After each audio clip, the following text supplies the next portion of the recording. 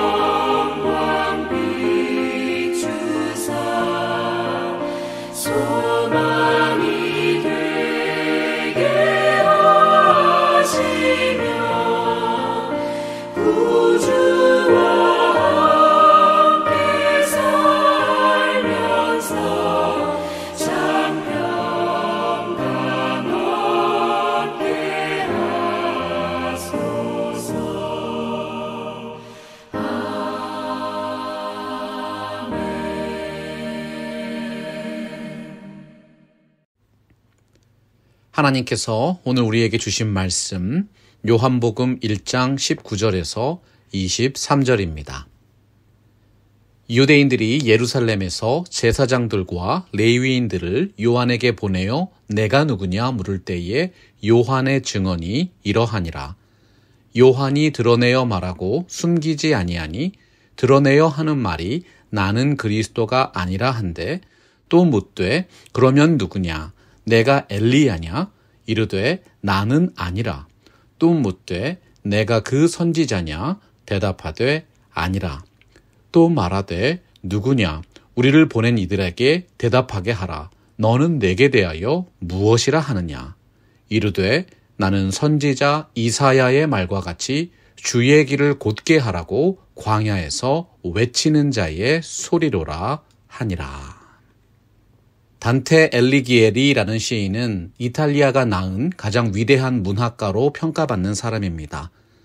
특히 지옥에서 천국까지 여행하는 과정을 담아낸 단테의 신곡은 중세 시대를 대표하는 명작으로 알려져 있지요. 곡 중에서 단테가 지옥을 방문했을 때 지옥 문 앞에 이런 글귀가 써 있었다고 합니다. 여기로 들어오는 모든 자들은 희망을 버릴지어다. 희망이 없는 삶은 지옥과 다를 것이 없는 상태입니다. 목표가 없는 삶은 목표를 이루지 못하는 삶보다 더욱 위험한 신앙인 것이지요. 무엇보다 하나님의 사람들은 하나님의 말씀을 믿음으로 인생의 목표를 정했습니다. 하나님의 뜻에 따라서 합당한 계획을 세우고 기도하면서 실천했다는 사실이에요. 믿음의 조상 아브라함은 하나님의 약속을 희망으로 품고 평생을 믿음으로 전진했습니다. 하나님의 사람 모세는 약속의 땅 가나안을 인생의 목표로 삼고 그것으로 나아가는 일에 평생을 바쳤습니다.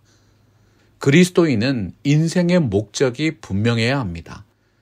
그 목적이 삶의 희망이 되고 모든 계획과 실천의 기준이 되는 것이죠. 그런데 여러분, 정말 중요한 질문이 있습니다. 그분들이 인생의 목적과 방향을 비전으로 품고 평생을 바쳐 헌신할 수 있었던 이유가 무엇입니까? 그분들 모두 하나님을 만난 사람들이었기 때문입니다. 신앙은 하나님과의 인격적인 관계입니다. 관계는 만남과 성장과 성숙이라는 과정을 통해서 무르익고 깊어지게 되어 있지요. 하나님의 말씀 성경은 만남의 책입니다. 아브라함은 내가 내게 보여줄 땅으로 가라는 말씀을 믿고 순종해서 믿음의 조상이라는 칭호를 받은 사람입니다. 야곱은 베델에서 잠을 자다가 꿈속에서 하나님을 만났습니다. 인생의 방향과 목적을 발견한 것이죠. 하나님의 사람 모세는 호렙산의 불타는 떨기나무 가운데 나타나신 하나님을 만남으로 40년 동안 광야의 영적 지도자로 쓰임받게 되었습니다. 성경을 읽으시면서 주요 인물들이 어떻게 하나님을 만났는지 가장 먼저 살펴보십시오. 그 인물을 통해서 하늘의 뜻을 이루어 가시는 주님의 계획을 발견할 수 있습니다. 우리는 성경이 말씀하는 리더십의 또 다른 측면을 살펴볼 수 있습니다. 진정한 리더는 하나님이 위에서 부르신 소명을 깨닫고 그 소명을 사명이라는 삶으로 이끌어낸 분들입니다. 우리가 읽은 말씀의 중심 인물은 세례 요한입니다. 성경은 세례 요한을 가리켜서 광야에서 외치는 자의 소리요 주의 길을 곧게 하는 자라고 불렀어요. 광야는 길이 없는 곳이지요. 길이 없는 곳에 길을 내고 사람들이 나아갈 수 있도록 해주는 사람이 개척자입니다. 세례 요한은 주님께서 나아갈 길을 미리 개척했던 지도자 중에 지도자입니다. 주님께서 친히 말씀하셨죠. 여자가 난 자 중에 세례 요한보다 큰 자가 없도다. 오늘은 세례 요한을 통해 드러난 겸손의 리더십을 배워보는 시간 되기 원합니다. 좋은 리더의 품성은 겸손입니다.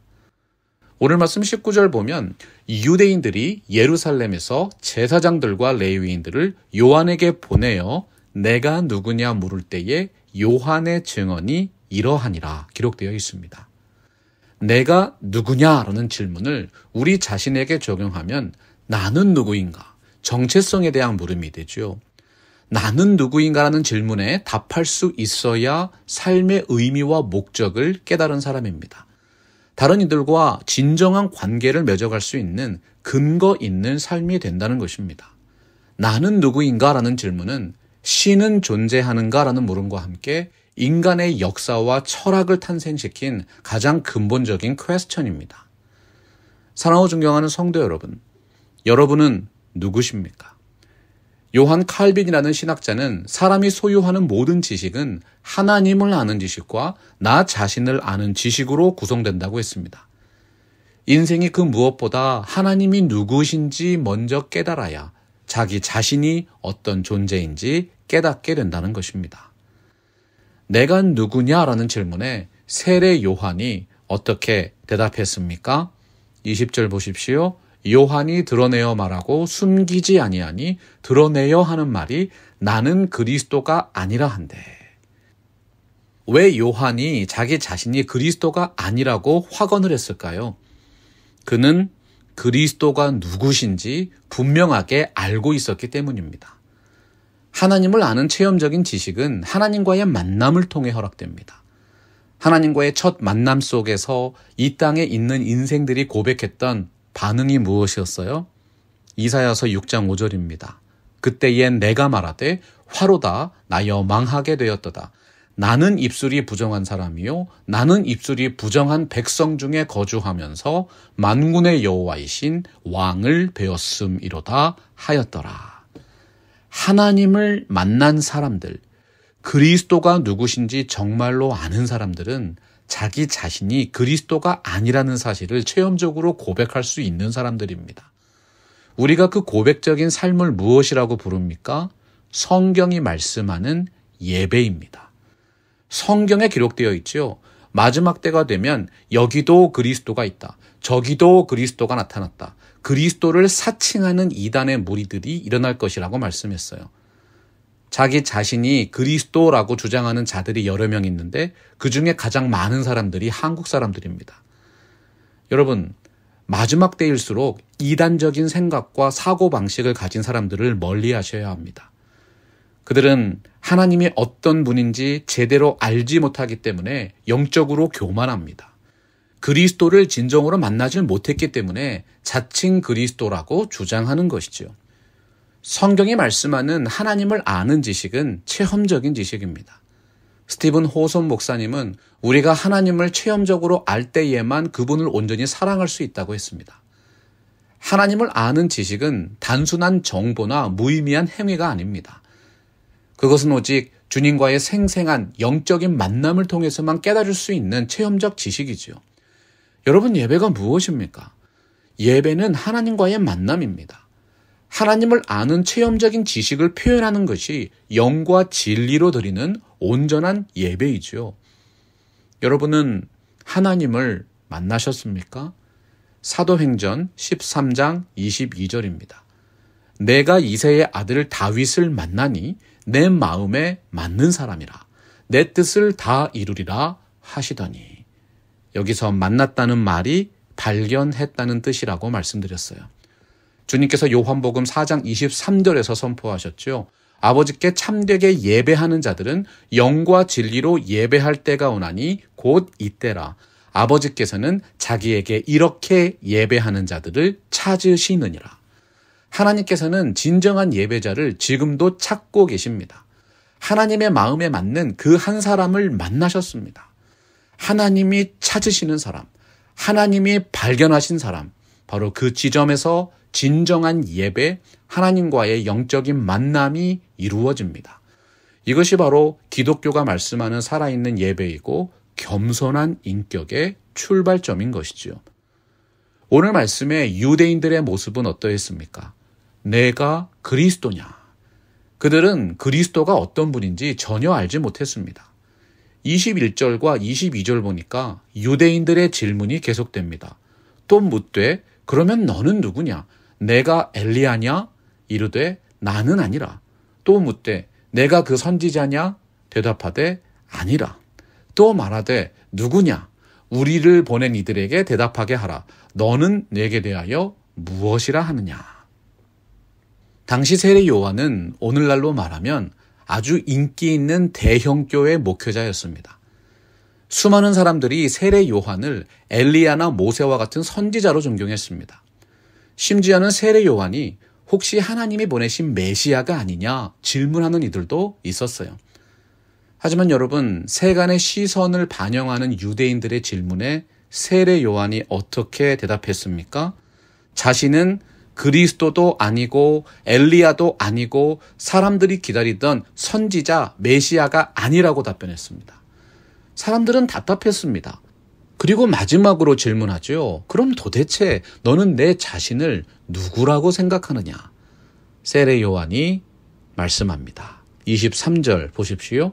이르되 나는 선지자 이사야의 말과 같이 주의 길을 곧게 하라고 광야에서 외치는 자의 소리로라 하니라. 이사야 선지자는 구약시대에 이 땅에 오실 메시아에 대해서 예언했던 선지자입니다.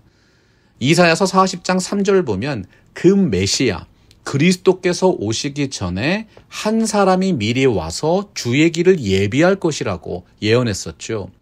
외치는 자의 소리여 이르되 너희는 광야에서 여호와의 길을 예비하라. 사막에서 우리 하나님의 대로를 평탄하게 하라. 이사야서의 상황에서 외치는 자의 소리는 사실 이사야 선지자 자신을 뜻했습니다. 세례 요한은 이사야 선지자의 사역을 이어받은 마지막 구약의 선지자였던 것이지요. 중요한 것이 무엇입니까? 세례 요한은 사람들이 그토록 기다리던 그 선지자, 메시아 그리스도가 아니었다는 사실입니다. 요한복음 1장 8절 보면 세례 요한에 대해서 말씀했습니다. 그는 이 빛이 아니요 이 빛에 대하여 증언하러 온 자다. 그렇다면 사도 요한이 말씀하는 그 빛이 어떤 분입니까? 요한복음 1장 1절이죠. 태초에 말씀이 계시니라. 이 말씀이 하나님과 함께 계셨으니 이 말씀은 곧 하나님이시니라. 사도 요한의 기록처럼 하나님은 그 빛에 대하여 증언하는 한 사람을 이 땅에 보내셨습니다. 그분이 바로 오늘 말씀의 세례 요한, 광야에서 외치는 자의 소리였던 것입니다. 내 자신이 누군지 분명히 아는 사람이 진정한 리더가 될 수 있습니다. 공동체를 바르게 이끌 수 있는 자격이 있는 사람이 됩니다. 그 이유가 무엇입니까? 자신의 인생 전체를 바칠 만한 소명의식이 있는 사람만이 다른 사람들에게 꿈과 비전을 제시하고 공동체를 바르게 이끌 수 있기 때문이지요. 날마다 조변석계하는 인간의 꿈과 사람의 계획을 품은 자들의 비전을 위해서 여러분의 인생을 바치시겠습니까? 아니면 하나님의 꿈과 비전을 소명으로 품고 공동체를 이끄는 하나님의 사람들과 함께 주님이 원하시는 교회를 이루어 드리겠습니까? 하나님은 이 땅의 모든 사람에게 하루 24시간과 1년 365일을 주셨습니다. 나는 누구인가? 그것을 깨달은 사람만이 인생을 바칠 만한 진정한 비전과 목표를 품을 수 있는 것입니다. 히브리서 2장 10절에서 주님의 리더십에 대해 설명했습니다. 많은 아들들을 이끌어 영광에 들어가게 하시는 일에 그들의 구원의 창시자를 고난을 통하여 온전하게 하심이 합당하도다. 구원의 창시자라는 말, 구원의 개척자요, 구원의 설립자라는 뜻이지요. 길이 없는 척박한 땅에 길을 내고 집을 짓고 사람이 살도록 만드는 이들을 문명의 개척자라고 부릅니다.